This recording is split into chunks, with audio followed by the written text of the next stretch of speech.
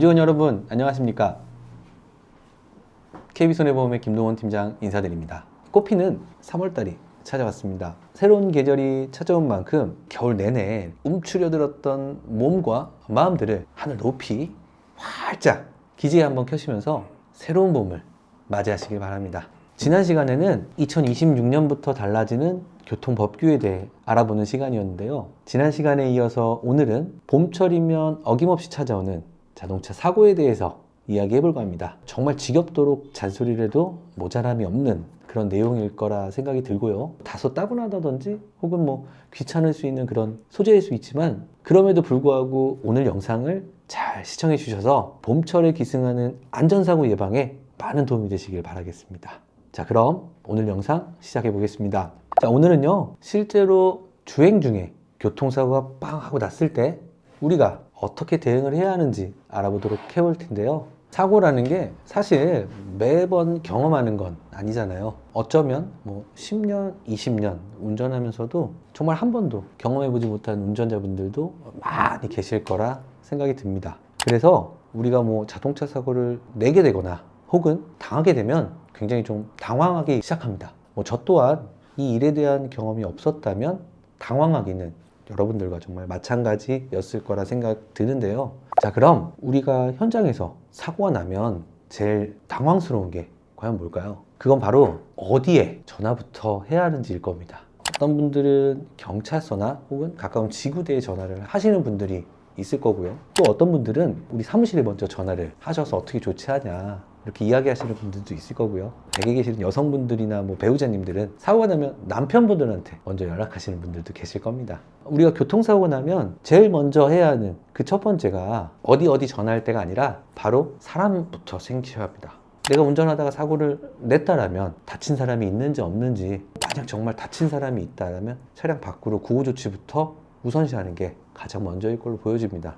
또한 사람이 정말 크게 다쳤다라면 1순위는 119 구급대에 전화해서 구호조치를 실시하는 게 가장 우선이 될 것입니다. 보험사고 접수는 그 후에도 전혀 문제되지 않으니 제일 우선시할 건 사람이라는 걸 꼭 잊지 말아 주시고요. 꼭 구호조치부터 해주시길 바라겠습니다. 위에 예시를 들었던 이러한 큰 부상이 아닌 우리 현장에서 제일 많이 나는 이런 사소한 사고들이 중요할 텐데요. 제일 많이 일어나는 사고가 경미하게 자동차끼리 살짝 부딪히는 그런 사고일 겁니다. 요즘은요, 영화에서 보는 것처럼 딱 목을 잡고 차에서 내리시는 분들 많이 사라지긴 했어요. 보험사가 돈도 제대로 안 주고 나이롱 환자도 많이 잡다 보니까 그러한데요. 이러한 사고일 때 우리가 잘못 대처했다가는 추후에 정말 피곤해지는 경우가 생기게 되는데 그 대표적인 예를 한번 들어봐 드릴게요. 경미하게 부딪혀서 상대방 운전자한테 괜찮냐 물어봤더니 오케이 괜찮아요 라고 하고 아무 조치 없이 현장을 이탈했는데 다음날 경찰서에서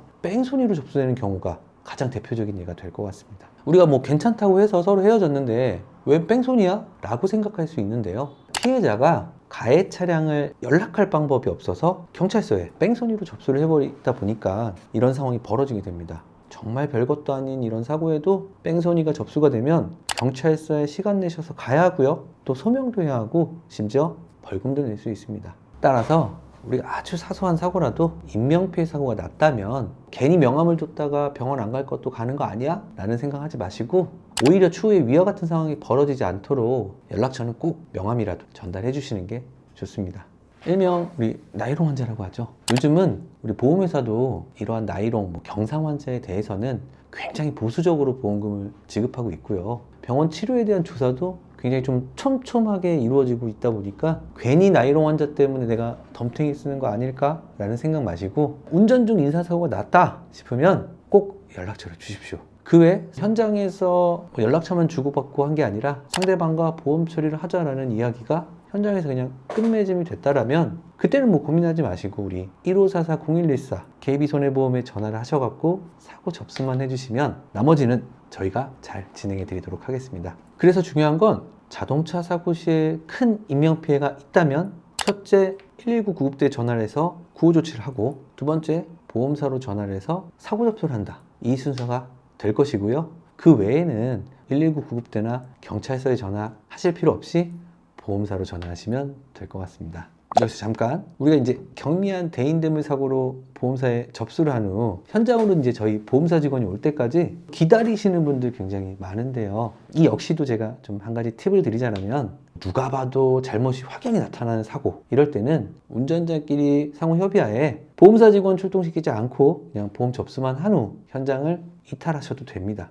임직원분들이 아침 일찍 사고라도 난다면 사고 처리를 기다리고 끝내는 데까지만 해도 보통 1시간은 걸리니까 아까운 시간 도로에서 낭비하지 않으시길 바라겠습니다. 또 상호간에 접수한 후 현장을 이탈하실 계획이라면 차량 사고 사진은 꼭 한두 장 찍어두시길 바라겠습니다. 만약에요, 서로가 잘못을 인정하지 못하는 상황, 네가 잘했니 내가 잘했니 이런 경우에는 보험사 직원이 올 때까지 우선 차량 사진은 찍어 놓으시고 주변의 차량 통행에 방해가 되지 않게 옆으로 옮겨 놓으신 후 안전하게 기다리신 후 사고 처리를 받으시면 될 것 같습니다. 이처럼 우리가 사고 시에는 초동 조치를 어떻게 하느냐에 따라서 경찰서를 가게 되는 경우까지 생길 수가 있으니까 오늘 영상을 잘 숙지하셔서 사고가 났을 때는 당황하지 않고 업무 매뉴얼대로 진행해 주시면 좋을 것 같습니다.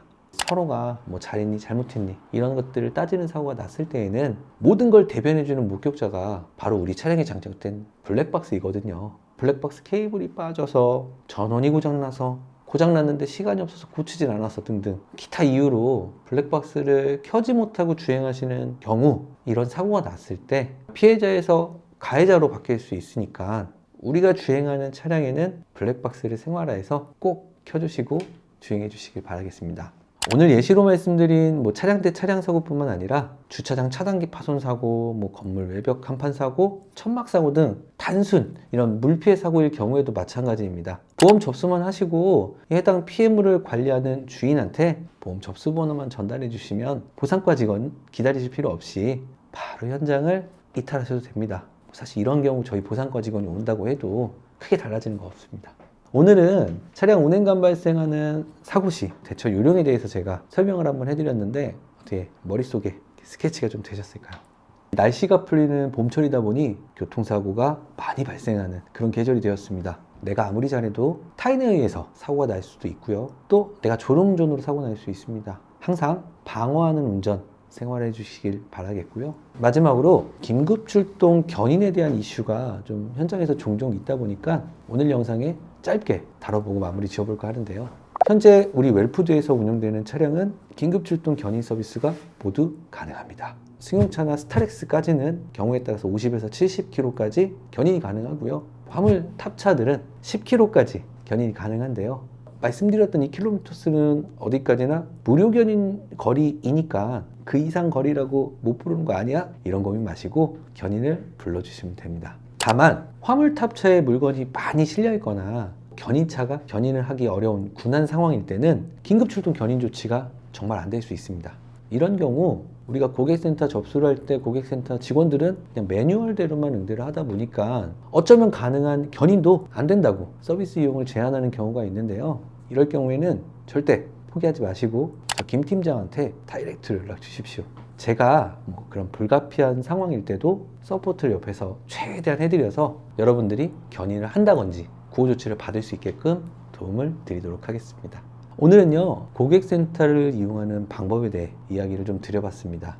익숙하지 않은 콜센터 전화는 전화하면 몇 번 다이얼 누르라는 말은 왜 그리도 많고 바쁘고 막 당황스럽고 막 한 상황에서 이렇게 귀찮게 하니까 진짜 스트레스가 극에 차는 경우 굉장히 많습니다. 임직원 여러분, 그럴 때는요, 유리창에 부착된 제 연락처 보이시죠? 언제든 임직원 여러분의 전화를 응대하고 있으니까 그런 것도 연락 주십시오.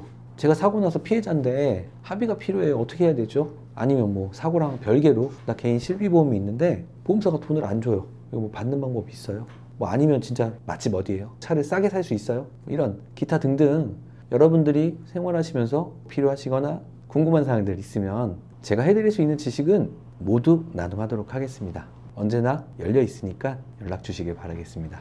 네, 그리고 마지막으로 긴급 이슈가 있어 내용 하나 더 전달해 드릴까 합니다. 우리가 명절이라든지 주말이 지난 월요일처럼 며칠 동안 차량 운행을 하지 않다가 운행을 할 경우 차량에 시동이 안 걸리는 경우가 많죠. 우리 웰푸드 차량들 긴급 출동 요청하는 것들 보면 가장 많은 비중을 차지하는 게 배터리 충전 서비스라고 해도 과언은 아닐 것 같아요. 보통은 우리가 편하게 점프 뛴다 이렇게들 많이들 얘기를 합니다. 아주 최근에 우리 웰푸드 현장에서 발생한 이슈 중에 하나였는데요. 마찬가지로 이렇게 시동이 안 걸리니까 긴급 출동 요청을 했고, 저희 현장의 KB손해보험 출동 매니저가 현장에 도착을 해서 배터리 충전 서비스 이렇게 점프를 딱 뛰고 돌아갔죠. 근데 문제가 여기서 발생했어요. 멀쩡하던 블랙박스가 먹통이 된 거죠. 이유를 찾아봤더니 블랙박스에 전원책이 꽂혀 있는 상태에서 점프를 뛰다 보니까 이런 경우에 블랙박스가 망가지는 사례들이 발생을 한다고 합니다. 이런 상황이 발생이 되면 멀쩡하던 블랙박스를 수리를 해야 된다거나 심지어는 교체를 해야 되는 상황까지 발생을 하는데, 이런 것들이 전부 우리 회사의 비용으로 처리가 되게 됩니다.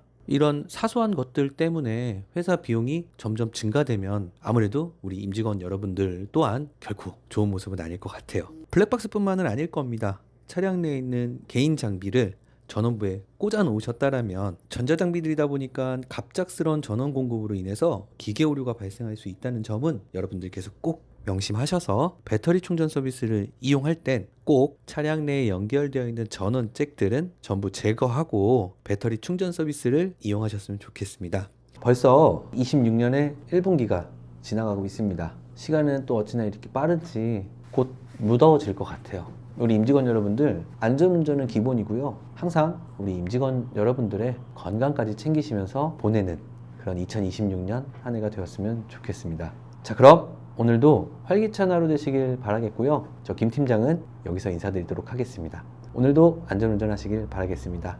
고맙습니다.